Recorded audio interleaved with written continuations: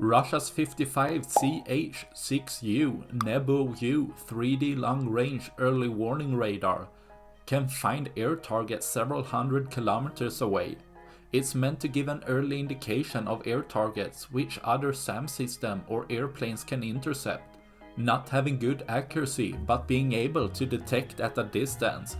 But apparently it wasn't placed far away, as the Ukrainian drone army could attack it with a drone bomber, seeing the drone making 2 rounds dropping ordnance, hitting first the control machine, where at the second time the antenna can be seen being static and getting hit at the base, destroying a fragile and expensive Russian radar system, lowering Russia's capability to track and detect Ukrainian air targets, leaving one less for tomorrow.